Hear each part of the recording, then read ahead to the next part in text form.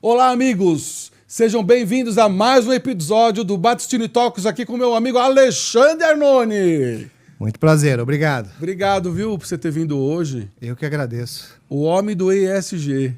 A gente tenta, né? Falar um pouquinho do que é o ESG. A gente tenta. Que legal. Olha, eu queria que você contasse um pouco como tudo começou. Eu queria que você falasse um pouco da sua juventude. Meu pai. Você sempre pensou em ser advogado, em advogar? Hoje, com 27 institutos, rapaz, como foi? Não começou muito na área do direito, né? Eu sempre tive tendência para a parte de arquitetura. Ah, é? Mas Você fez arquitetura? não. Não. Aí a gente pensa no financeiro, né? Ah, A gente mede a família, vê se tinha alguém de pedigree na parte de arquitetura, não tinha ninguém. E aí, óbvio, né? A vocação, eu comecei a trabalhar muito cedo, né? Então, com 6 anos de idade, já estava trabalhando na feira vendendo peixe. é mesmo? E aí, a gente, com muito sacrifício, foi amealhando alguma coisinha na vida, né? E aí, quando foi para decidir a questão da profissão, eu me vi ali numa situação delicada. Ou eu faço o que eu gosto, ou eu faço o que eu preciso. Mas você trabalhou na feira mesmo, vendendo peixe? Meu pai trabalhou 40 anos vendendo peixe. Foi feirante? Foi feirante. Que legal. Então você acorda cedo desde que se conhece. Na verdade, no período de colegial e faculdade, eu dormia de 2 a 3 horas por dia. Eu estudava à noite, chegava às 11 e pouco, acordava 1h30, 2 da manhã. Uhum. Né? Eu tive uma perda muito infeliz na vida, que foi a perda do meu irmão. Acidente? Acidente de carro. E aí, Meus sentimentos. com 16 anos, eu perdi ele tinha 26. E aí eu fiquei praticamente o arrimo de família. Né? Minha mãe perdeu 70% dela. Né? Ela ficou assim muito debilitada. Meu pai ficou meio inconsolado também, né? Porque o meu irmão era um filho modelo. Eu era assim um pouquinho torto, né? Meio rebelde. Mas era mais jovem, né? Coisa de adolescente. Meu irmão já era um cara muito esclarecido, muito inteligente. Puxa vida, eu não sabia dessa sua dor. E até hoje, né?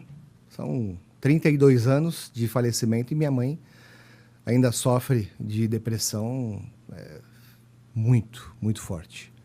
Mas, naquele período, eu decidi o seguinte, né? Eu falei, eu vou para uma profissão pelo qual eu tenho plena convicção que o meu viés comercial possa me dar um futuro. Né? Porque se eu fizesse arquitetura, eu estaria atrás de uma prancheta e, com certeza, com a vertente na área da construção. E aí não são muitos caminhos a ser perseguidos. Uhum. E naquele período, com 17 anos, né, que eu decidi isso, quando eu terminei a questão do colegial e prestei a faculdade. Bem cedo, hein? Eu comecei a enxergar que a área do direito é uma área de múltiplos trabalhos. Você tem desde um chefe de cartório dentro de um fórum até a questão de um ministro. Então, você tem aí uma gama de trabalhos que só a área do direito te dá essa condição. Então, com muito sacrifício, né, os 3 anos estudando à noite, acordando de madrugada, dirigindo caminhão sem carta, né? Já fiz coisa errada na vida, mas é uma questão de necessidade, né? Tomar conta daquilo que o meu pai fez. E aí a faculdade, durante esses 5 anos, foram assim complicadíssimos, né? Porque imagina você ter 2 horas, 3 horas de sono ao dia, tendo que estudar e trabalhar. Depois de um sacrifício, o final da faculdade foi tranquila, né? Eu prestei OAB no 10º semestre, passei. E aí fiz uma loucura, né? Eu fui trabalhar num escritório. Isso é uma coisa que só as pessoas muito íntimas minhas sabem, né? Obrigado pela confiança. Eu fui trabalhar num escritório sem remuneração. Aí a pessoa fala, mas... Para aprender. Não, é porque eu não me sujeito a trabalhar de empregado para ninguém. Nunca fiz isso. Então, não é soberba, mas é um ideal. Então, eu pedi ajuda a um tio, né, irmão da minha mãe, e fomos aí a um escritório de advocacia que me deu guarida ali por 6 meses. Bom, até que foi pouco tempo para ficar sem a grana. Eu pus a meta, né? Eu pus a meta. Durante esses 6 meses, eu construí o meu escritório, onde eu tinha já uma loja de carro. Caramba! Né? E aí, de lá para cá, são 25 anos, onde mudou um pouquinho. Hoje o Grupo Arnone tem 47 CNPJs. Né? São 20 empresas privadas e 27 instituições. E aí, dentro do segmento de sustentabilidade, que é o que nos direciona hoje, já temos aí um caminho percorrido de mais ou menos uns 15 anos, direcionando os esforços, já enxergando um oceano azul. A gente teve ali uma visão quando, logo após a criação dos indicadores ESG por Kofi Annan, né, que esse ano faz 20 anos, com muito pouco tempo a gente começou a enxergar que a questão do ESG é uma coisa que tem um futuro crescente sem fim. Eu ia te perguntar. Porque você tem aí um caminho sendo percorrido pela população mundial, onde, se as pessoas não prestarem atenção naquilo, né, que está colocado dentro dos indicadores ESG, muito provável não tenhamos sociedade num futuro muito próximo. É assim, meio calamitoso falar dessa forma, mas quando você começa a enxergar a desempregabilidade mundial por meio do que está vindo, né, devido a tecnologias e aprimoramentos de medicina e tudo mais que o valha, você enxerga que se o ser humano não se humanizar e não cuidar do ser humano, não vai ter sociedade. E aí o ESG, ele é uma ferramenta essencial no que tange ao acrônimo ESG, mas a letra principal é o S, que é direcionado ao trabalho social. Dentro dos indicadores do S, né, dentro dessa letra S do social, nós temos ali movimentos para que as empresas possam fazer, para que a gente possa persistir da maneira que nós estamos hoje vivendo ainda por muitos anos. Se não houver a compreensão do empresário, né, que ainda não há, ok? Então... eu acho assim, Alexandre, pelo que eu ouço, muita coisa ainda como que fala aquele ditado, para alguém ver, sabe? Politicamente correto. Você acredita realmente que as empresas estão preparadas para o ESG? Você acha que o pessoal está levando a sério isso? Eu não conto muito o que o mercado enxerga. Eu conto o que é o nosso plano de trabalho do Grupo Arnone. Tá. Então, ou como combater esse pensamento, né? Porque esse pensamento, ele é um pensamento que é desenvolvido por pessoas que desconhecem o tema. Certo. Então, falar, isso é uma moda, isso é algo passageiro, isso é a mesma coisa do que foi aplicado no ISO, isso é uma coisa que logo mais perde mão. Pessoas que falam esse tipo, né, de modo, nesse formato, ele não tem noção do que ele está falando. Primeiro, se você fizer poucas perguntas, eu tenho certeza que eu não vou obter nenhuma resposta. Por exemplo, você pergunta para o cidadão que acha que isso é uma moda, quantos indicadores tem o ESG? Chuta aí um número. Quantos indicadores? Isso. Nós temos, dentro das 3 letras, algumas centenas, que já vou te dar letra, de indicadores para que as empresas sigam, para que elas cumpram e consigam um balanço socioambiental. Quantos você acha indicadores que existem? Bom, você deu uma letra em centenas, então eu vou falar 300. 300 itens. Vamos falar que você quase acertou. São 1.555 indicadores. É longe. Mas isso é plausível e compreensível de aceitar a questão do seu erro, porque não há disseminação para que você consiga ter essa informação. É verdade. Então, 1.500 é muita coisa. o descompromisso da sociedade para com a aplicação da sustentabilidade hoje em negócios é algo descomunal. Sim. Quem hoje, ou já há algum tempo, como grandes empresas como você conhece, elas já fazem, já executam muitos trabalhos que estão dentro dos indicadores. Contudo, cada segmento criou uma certificação.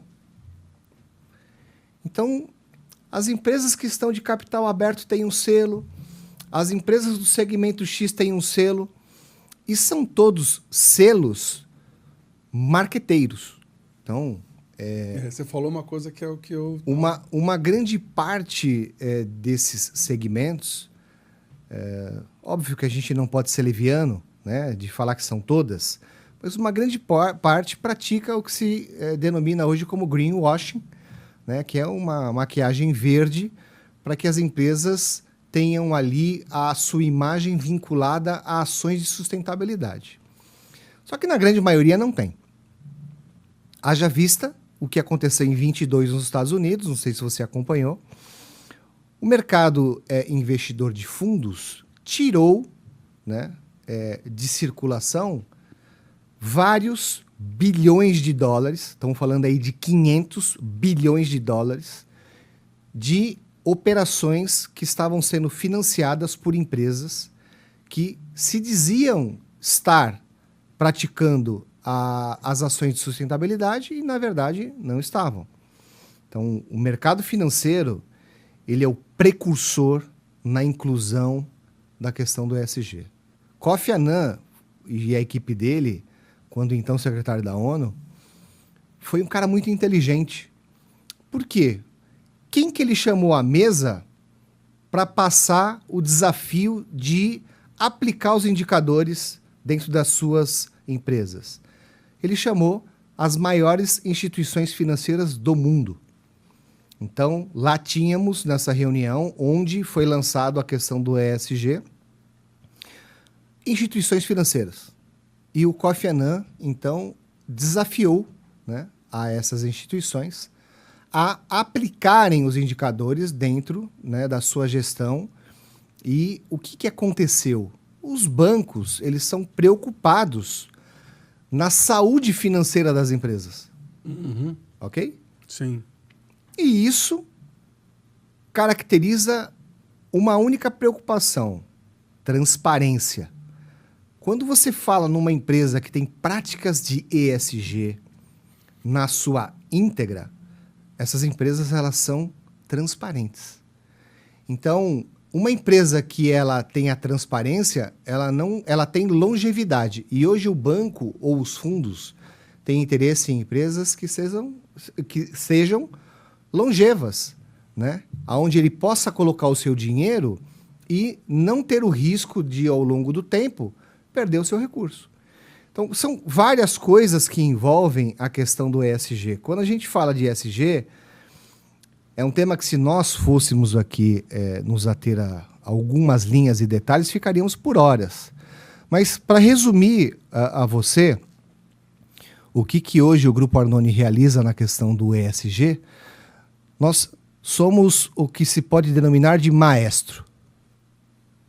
Gostei.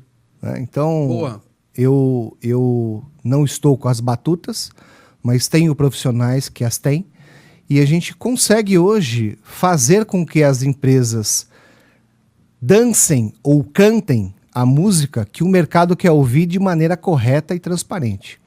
Você acha que o ESG ele engessa uma empresa? Pelo contrário. Pelo contrário. Pelo contrário. Você, mais do que eu, convive dentro de uma casta social que você começa a enxergar que as pessoas estão preocupadas com a questão da sustentabilidade, Sim. envolvendo aí o meio ambiente, né? Envolvendo a questão da governança. E o ESG, o que ele é, na verdade? Ele é um transformador. Quando você aplica os indicadores de ESG numa empresa para que ela faça a implementação, você transforma aquela empresa numa empresa transparente, numa empresa que respeita os limites no que tange a questão humana e a questão ambiental e aprimora a sua questão da governança.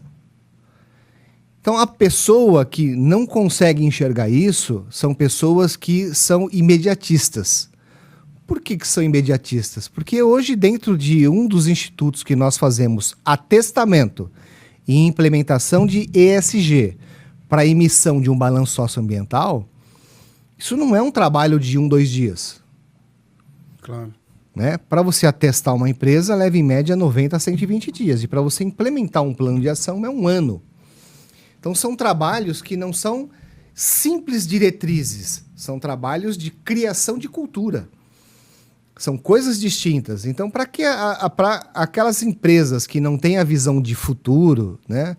Não têm a visão do que é o mais importante, somente a questão da última linha, que é o lucro, jamais para uma empresa que visa só a última linha, ela vai ter prioridade dentro do ESG. Mas empresas com muito mais competência, né, e governança, né, como algumas grandes multinacionais, elas já aplicam isso com excelência. Mas o ESG vai contribuir com o lucro da empresa, não vai? Não vai ampliar? Olha, um balanço socioambiental atestado, implementado, ele valoriza quando essa empresa tem capital aberto, valoriza o valor das ações. Ela fideliza clientes, porque quando você consegue demonstrar com transparência que você cumpre com aquilo que fala, o cliente vira fiel. Porque as demais hoje só colocam no rótulo. Eu quero ver você mostrar um balanço socioambiental, onde você vai falar assim, ó, eu cumpro X% dos indicadores. O que é o que a gente faz de emissão de balanço socioambiental? Nada mais é do que a metrificação. Eu meço quanto realmente você cumpre dos indicadores. E hoje o mercado não tem isso. Tanto é verdade que, para que nós possamos ter êxito naquilo que estamos imbuídos a fazer, estamos em Brasília hoje com a sede de alguns dos nossos institutos. Criamos uma frente parlamentar chamada ESG na Prática. Olha que legal. Já temos hoje mais de 150 assinaturas já convergidas, então logo mais, com certeza até o final desse mês, já teremos a instauração dessa frente parlamentar. Estamos executando trabalhos de ESG não só a nível legislativo, mas também na questão dos executivos. Uhum. Então, quando de visitas a municípios, colocamos o nosso trabalho vinculado à questão educacional. De tanto que nós nos deparamos com a ignorância, né, em formato de empresário, na questão de, cara, eu não sei nem por onde começar o ESG. O que nós decidimos? O grupo decidiu contratar um grupo pedagógico e desenvolvemos apostilas para ministrar isso. Que legal! Dentro do Fundamental 1, Fundamental 2. Que legal, Ale. Parabéns. Temos aí Já começou em alguma escola? Já tem vários municípios já sendo... Olha, nunca tinha ouvido isso. Acho que você é o primeiro, hein? Não tem. Lembra que eu só trafego no Oceano Azul. Eu não vou nunca contra o mercado. Eu não tenho nenhum dos trabalhos dos 47 CNPJs que eu faça concorrência de paridade com ninguém. Nem na questão jurídica, nada. E eu sempre transitei num Oceano Azul onde poucos enxergam. Então, quando eu me direcionei à questão do ESG, eu sabia que se eu me tornasse o precursor, né, de um tema que poucos estavam tendo relevância e trouxesse importância a isso, eu vou colher os frutos. Tanto é que foi criado um personagem chamado Doutor Sustentável. Ah, que legal. Boa. E onde que o pessoal pode ter acesso a isso? Isso tem na rede social, Editora Verde Vida. Uhum. Né? Então, já tem toda uma enquete das apostilas, já todo o material. Uhum. E o que a gente faz hoje? Vai aos municípios, né, com os prefeitos, e coloca uma ferramenta para explicar para o prefeito o seguinte: prefeito, você quer deixar um legado, né, dentro do seu município? Você quer fazer com que a sua população tenha um pouquinho mais de compreensão? O que ele pode fazer pela sustentabilidade dentro do seu município? Então, coloca isso aqui dentro das suas escolas. Então, foi criado, são várias apostilas, né, onde é ministrado do 2º ao 5º ano e do 6º ao 9º. São apostilas distintas. E estamos agora finalizando a criação de material para adultos, né, que ainda estão se educando, né, que é do EJA. Esse é um material que... Qual é o nosso objetivo? Esse cidadão que ali até aquele momento, né, não tinha a condição de ter um diploma, ele com todo sacrifício, né, devido à sua idade, está frequentando uma escola. Então, nada mais justo do que você agregar ao currículo dele um conhecimento que vai trazer ganhos para ele. Ou seja, para qualquer profissão, onde esse profissional vai falar, olha, eu tenho noções hoje do que é o ESG e tenho aqui a minha certificação. Uhum. Então, isso agrega no currículo, né? Auxilia o município. Por que auxilia o município? Porque você dá a possibilidade de gerar de ele ser contratado, muitas das vezes, somente pelaquela pequena extensão extracurricular que ele fez conosco. Por quê? Porque como não se conhece nada de ESG, no reino, né? Quem tem um olho, né? No reino de cego, quem tem um olho é rei. Então, o que a gente está dando de visibilidade para esse adulto que está se educando agora? Que, ao mesmo tempo que ele está aprendendo algumas matérias e se alfabetizando, ele comece a ter a noção do que é a questão da sustentabilidade vinculando o ESG. E o que é o mais importante? Nós englobamos uma instituição que é a Polícia Federal junto do projeto. Então criamos a questão de um personagem chamado Federalzinho. Que legal. E o Federalzinho é o herói, né, que hoje está sendo instituído dentro das escolas. Óbvio que nós temos já 4 gerações de apostilas futuras, englobando outros personagens, né, englobando outras situações que são muito mais específicas do ESG. O que a gente trouxe dentro do Federalzinho são aqueles temas, né, a questão de crimes de violência sexual, questão da droga, questão do meio ambiente, né? Então, são temas vinculados ao ESG, só que um pouco mais genérico. As gerações futuras que virão, elas terão aí uma condição mais detalhada, né? Então, lá nós criamos os personagens. Fora do Doutor Sustentável, tem o Economildo, tem a figura da Governilda, Sociola e o Ambientalzinho. Então, nós temos personagens envolvendo, né? É todo um material muito bem... Didático, não? E, assim, elucidativo ao extremo, com um gabarito pedagógico sem igual. Por quê? Porque o mercado não tem esse tipo de material, né? O mercado ele está envolto em temas que não conseguem ter profundidade nisso, né? Você pega aí revistas... Muito raso. Que fala sobre ESG e que, na verdade, você vai lá e o que ele fala de ESG não tem nada de aplicabilidade, né? O meu aluno do EJA vai ter muito mais conhecimento do que esses cursos dados por revistas, que eu não vou nem citar o nome.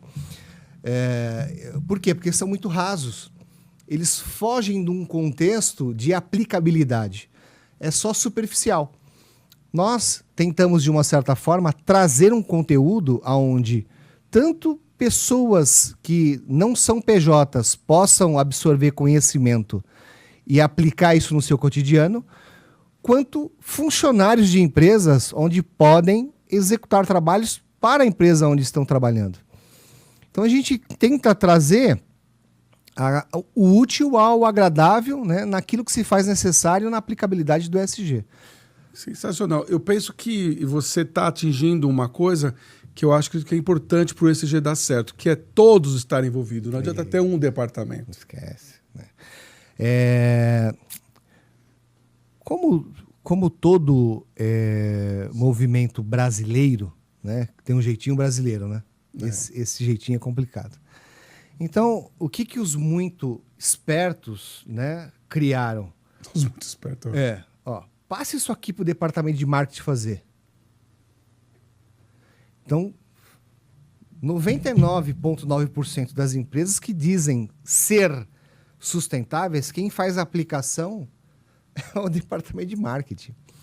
Então, na verdade, não existe nada. Né? Esses relatórios de sustentabilidade não valem nada. É forte isso, hein? Por que não vale nada? Porque é você falando de você mesmo. Quem é você para falar de você? Quem sou eu para falar de mim mesmo? Então, o que vale o seu relatório de sustentabilidade para mim? É você falando de você, então não tem. O que a gente está tentando explicar ao mercado? Que eu estou atestando e metrificando o que ele faz. Aí existe uma verdade. Por quê? Porque nós desenvolvemos uma metodologia própria de aplicação da normativa NBCT15. Então, quem é NBCT15? O Conselho Federal de Contabilidade, há 20 anos atrás, foi precursor na criação de uma normativa para aplicar os indicadores ESG no Brasil, e isso ninguém sabe. Nem o próprio Conselho.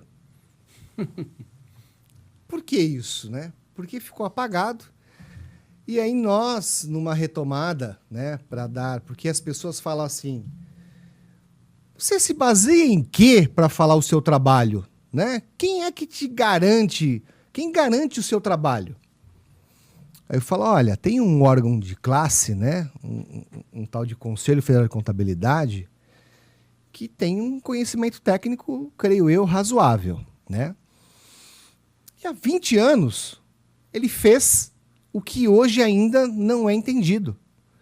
Ele conseguiu normatizar a aplicação dos indicadores ESG para que a empresa que conseguir aplicar a normativa, ao final dela, ela vai auferir um balanço socioambiental, que é o único documento hábil para metrificar quanto a empresa cumpre dos indicadores. Não existe outra ferramenta.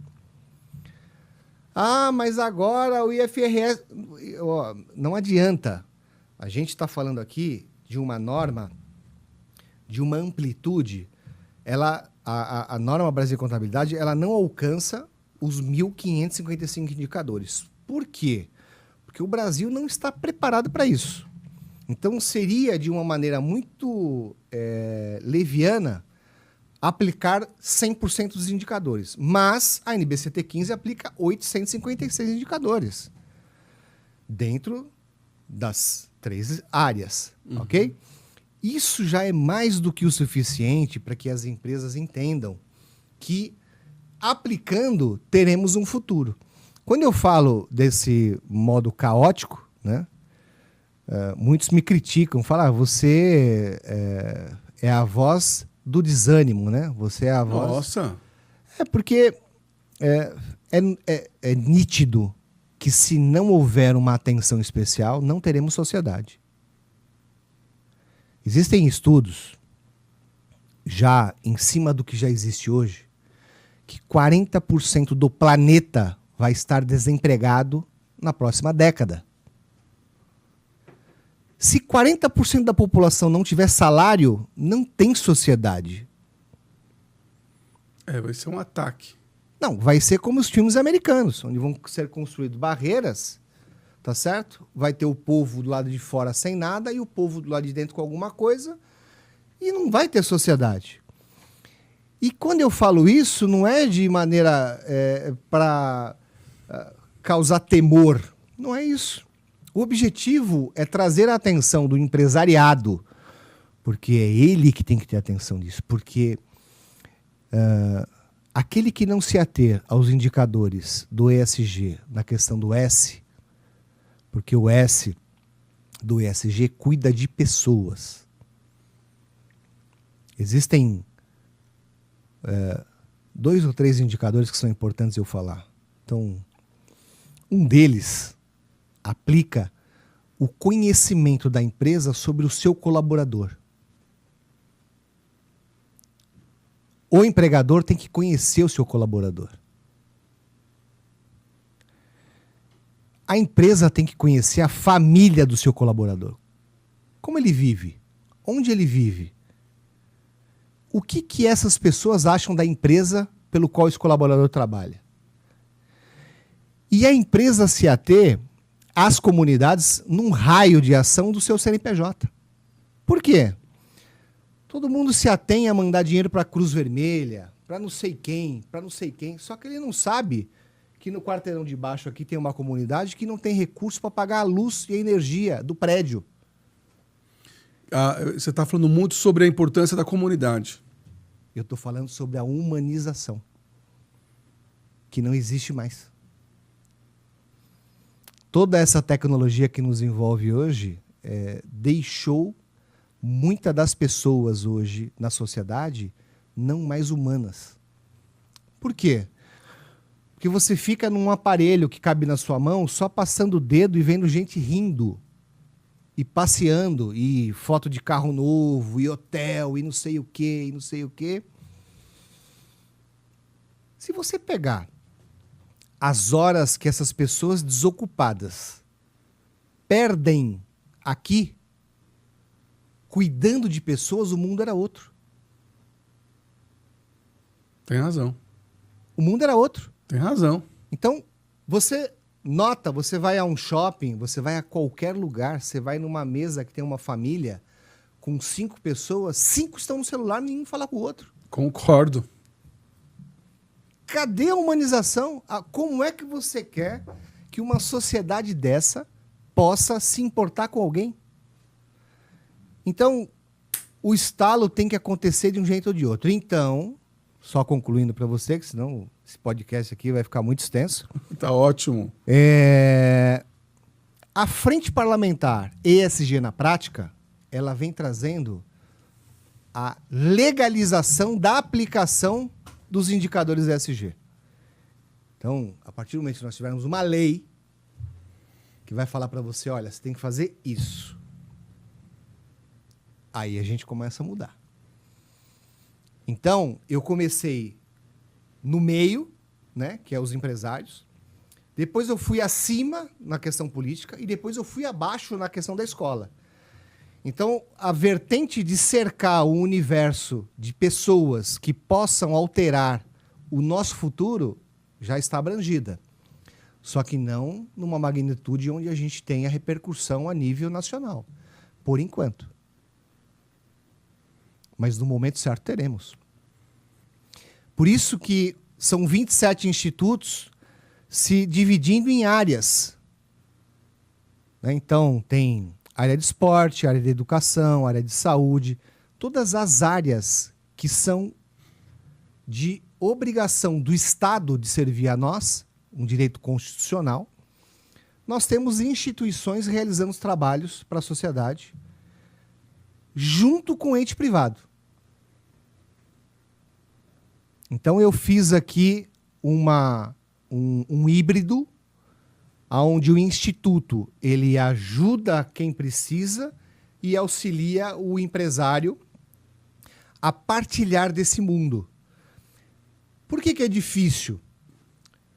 Porque os departamentos das grandes empresas que tomam conta disso, eles não querem ter trabalho. É verdade.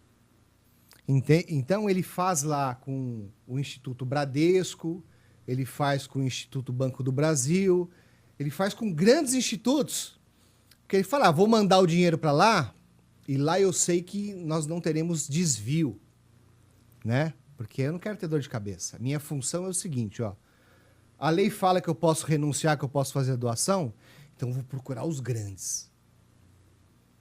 Só que existem milhares de instituições com milhares de pessoas voluntárias que deixam, às vezes, de comer, deixam de ter o dinheiro da condução para ajudar, e ninguém sabe disso. Hoje o nosso trabalho abarca mais de 15 mil famílias. Como você cresceu ali? Parabéns. A gente tenta, né? Mas é tudo com suor próprio. Você não tem nenhuma verba pública, não tem nada. Eu profissionalizei a questão do terceiro setor junto com o setor privado e a gente gera riqueza com isso. Eu ganho dinheiro, as pessoas são ajudadas e o empresário é auxiliado.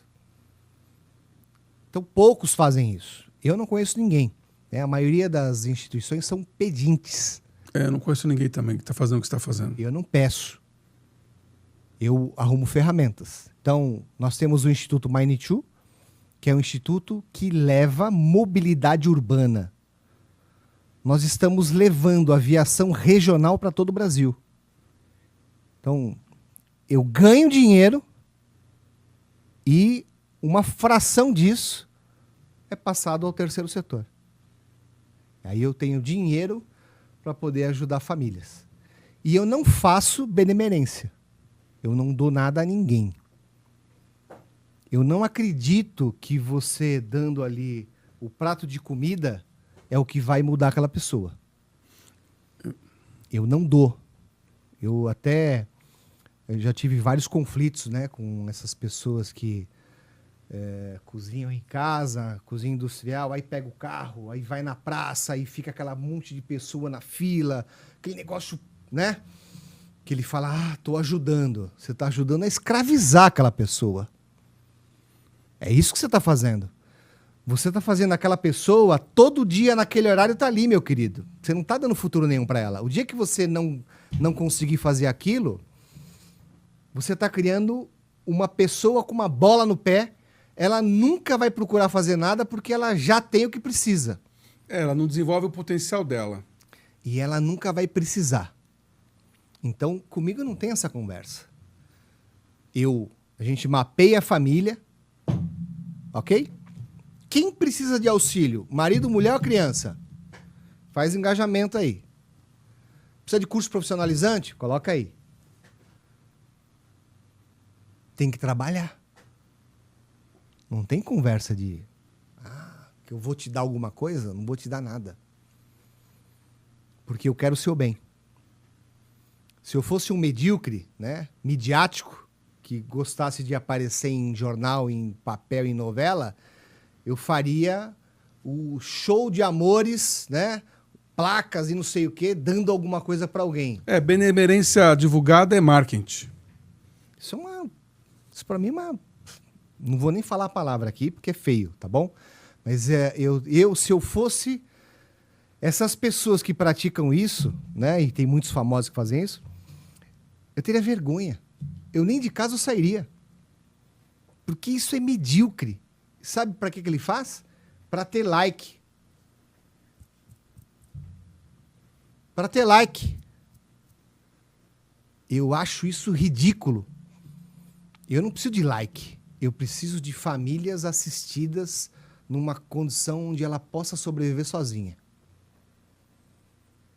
Isso é o que me toma o meu trabalho. É isso que me deixa eu levantar todos os dias. O volume de pessoas que eu consigo ajudar todos os dias.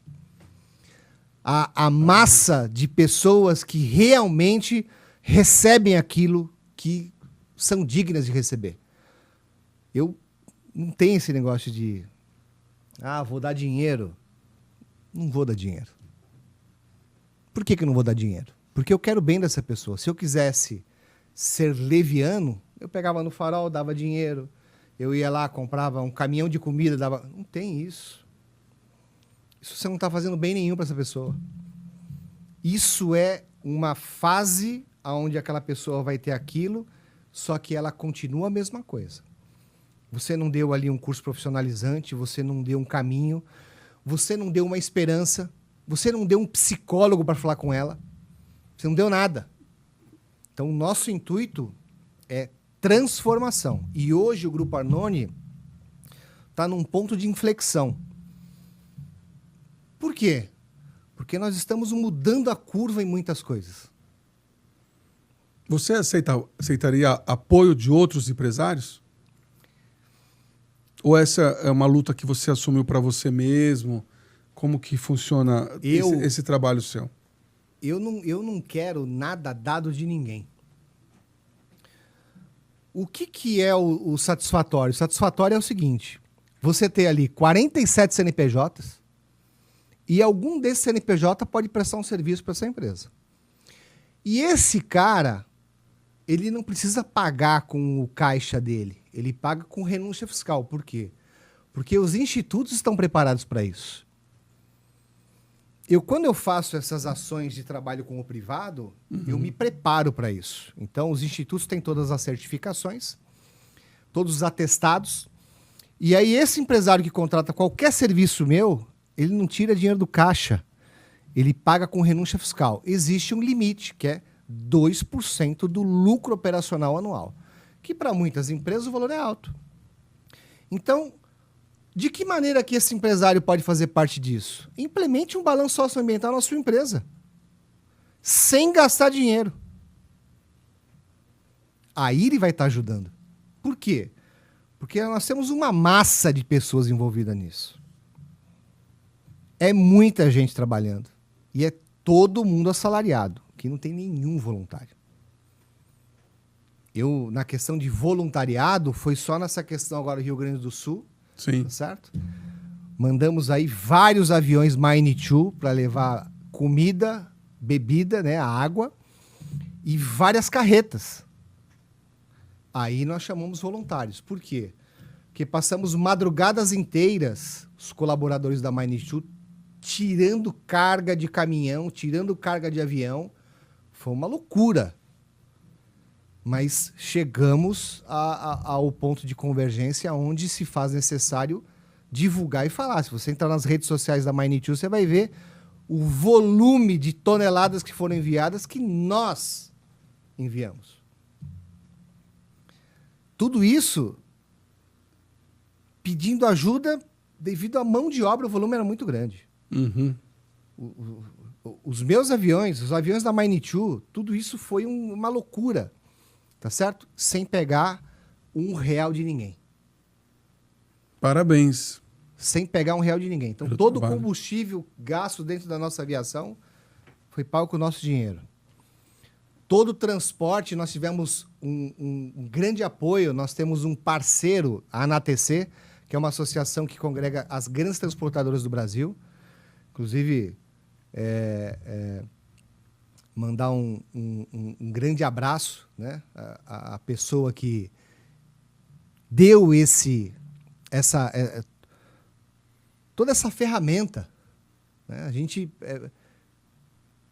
A hora que ele viu que a gente estava acuado, imediatamente ele falou: olha, Arnone, qualquer volume de caminhão que você precisar está à sua disposição. Qualquer volume de caminhão que você precisar está à disposição. Então foram carretas e carretas para o Rio Grande do Sul, levando os mantimentos que nós coletamos. Então isso é um trabalho de humanização e que eu não preciso colocar em jornal. Eu não preciso fazer nada disso. Eu preciso de empresários conscientes que, se ele quiser agregar a causa, se ele quiser ajudar pessoas, ele pode ajudar. E ainda ele é ajudado. É isso que eu coloco. Eu faço para você um atestamento, eu imito para você um balanço socioambiental e o recurso dali vai para ajudar pessoas. O meu amigo Carley, da ANATC, tá? Eu quero agradecer muito ele, porque sem ele a gente não ia conseguir levar os mantimentos e ainda continuamos as ações. Agora, né, com a baixa da água, a gente está convergindo quais são os produtos ou serviços que o grupo tem para poder agregar no Rio Grande do Sul. Tá? Então já existe hoje um grupo de técnicos enxergando se é da área da saúde, se é da área da educação, se é da área de reurbanização, porque nós temos um instituto de REURB, né, que faz regularização fundiária. Nós fazemos tanto a regularização fundiária S quanto a E, então tanto privado quanto social. Então, a gente tem tudo que tange a questão de trabalhos de humanização, o Grupo Arnone realiza. Caramba. É pesado, né? Parabéns. Tá sensacional esse podcast, porque você já tá me falando tudo. A questão não é querer se aparecer. Não, não é, eu não vejo assim também. Mas a questão é poder cientificar. Você deixou muito claro a posição e o que você tem feito. Eu não estava... Fazia tempo que a gente não conversava. Sensacional. Quando nós fizemos o trabalho na revista The President, ainda a gente estava com os núcleos separados. Sim. Né? Tinha muita desses CNPJs já operando. Você cresceu muito de lá para cá. Só que ele se encontrava descentralizado. Aí, uma pessoa que integrou o grupo no ano passado, Sócios Marquezine, que é o sócio em Brasília, ele trouxe esse conceito de unificação e formar o grupo. Né? Aí, quando se formou o grupo, aí viu-se que tinha 47 CNPJs, falou, porra, esse é mais do que um grupo, né? Uma holding, né? É uma holding até que um pouco mais robusta do que muitas que se dizem ser aí. E esse universo deu amplitude e notoriedade em Brasília. Né? Depois você vai entrar nas redes sociais, você vai ver ministros vindo ao escritório. Né? Por quê? Porque a gente faz um trabalho de disseminação em Brasília do que é o ESG. Então, as autoridades, elas buscam isso. Por que elas buscam? Porque não tem onde buscar conhecimento. Você, para fazer um trabalho que tenha a amplitude de um balanço socioambiental, você tem que ter um advogado, um contador, um economista, um engenheiro ambiental e um assistente social. Minimamente, para você executar um balanço socioambiental. A empresa não vai ter isso dentro do seu staff. Ela não tem como ter isso. E o balanço socioambiental, ele exige isso. Então, nada mais justo do que o instituto executar o trabalho e fazer manutenção. Então, você tem ali uma visão externa, imparcial, que para todo empresário que senta lá, né? E falar, Noni, você não... Quanto custa para me dar o selo? Aí eu já mudo até o tom. Né? Falo, querido, explicar para você. Uma das coisas que são mais importantes dentro do ESG é a questão de respeito a tudo aquilo que é transparência. Então, você nunca vai ter um selo, né? Tipo, do Instituto S Company, você me pagando. Esquece. Isso não vai acontecer nunca. Você quer o selo? Quer. Então, você contrata o serviço do Instituto, o Instituto vai fazer o trabalho para você, ele vai atestar e vai implementar.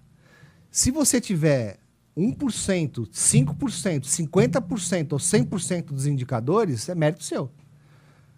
Por isso que nós criamos 4 níveis de selo, desde 20%. Então, a gente é até benemerente nisso, né? Porque eu dou uma certificação com a empresa cumprindo 20%. Mas esse selo, ele já é claro dentro do nosso portal.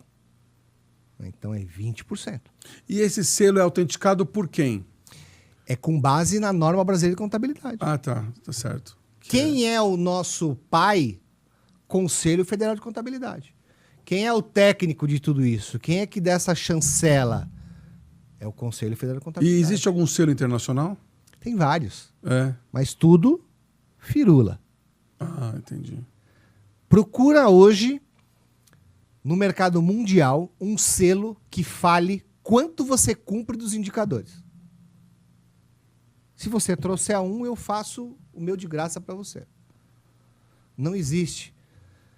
Toda a questão de preparo técnico para você ter esse advogado, esse contador, esse economista, essa questão desse engenheiro ambiental e esse assistente social voltado ao ESG, isso leva anos. Você tem multidisciplinas que não tem nada a ver com a questão de ESG, focado, especializado nisso. Com essa especialização que nós desenvolvemos, nós criamos um know-how próprio na aplicação, né? Então, a metodologia de aplicação e emissão do balanço socioambiental é nossa. Sensacional. E ainda de maneira tecnológica. Ou seja, não tem gente indo na empresa, não tem funcionário sendo deslocado para isso. Então, a pessoa recebe o link, sobe os documentos, a equipe técnica analisa e devolve. É prático. Avalia. Avaliou. Tá bom. O que você quer fazer? Eu quero melhorar o meu índice. Eu quero só ter isso. Então, a empresa decide. Né? Mas não tem inserção de pessoas, não tem movimento, não tem nada, porque tudo é com base em documento. Quando eu falo para você que a empresa, quando ela faz a sua autodeclaração nos seus relatórios, isso é medíocre, porque ninguém avalia os documentos que ela está colocando ali. Agora, quando eu faço a emissão do balanço socioambiental dela, é tudo com base em documentos. Tanto é que uma empresa que não tem a governança nos documentos não tem balanço socioambiental jamais. É tudo com base em documentos. Necessário para quê? Para qualquer questionamento. Porque a maioria fala, mas quem é que te deu essa guarida para você ser um atestador aqui, para você emitir um balanço socioambiental? Aí eu falo, aqui está a norma e aqui são os documentos que eu estou me embasando. Tá bom para você? Para calar a boca de curioso. Entendeu? Para que a gente não tenha nenhum tipo de comentário. O Grupo Arnone vende selo. Eu quero que me traga um na mesa, onde eu não consigo esfregar na cara que está embasado em documento. Que eu não tenho meias palavras e não faço assim nada que eu não possa não ter transparência. Eu acho que assim, o que vai deixar eu à noite pôr a cabeça no meu travesseiro e dormir é o que eu faço de mais íntegro possível, é a questão da transparência dentro dos meus trabalhos. É claro que se você é o especialista nisso, como que vai, né? Então, mas tem muito especialista medíocre no mercado, né? Então, o cara era não sei o quê, hoje ele é especialista em SG e dá palestra. Aí você vai para um cara desse e pergunta, meu querido, você já emite balanço socioambiental? Ele fala, o que é isso? Você conhece o que é a NBCT 15? O cara fala, tá onde isso aí? Mas é 100% das pessoas. Ninguém conhece o trabalho que é feito pelo Instituto S-Company. Ninguém. Pode trazer aqui na mesa especialista em SG, o cara que é doutorado, pós-graduado em SG e não sabe emitir um balanço socioambiental. Por quê? Ele meramente sabe teoria sobre ambiental, a parte social e governança. Os indicadores, os 1.555, o cara não sabe nem quais são.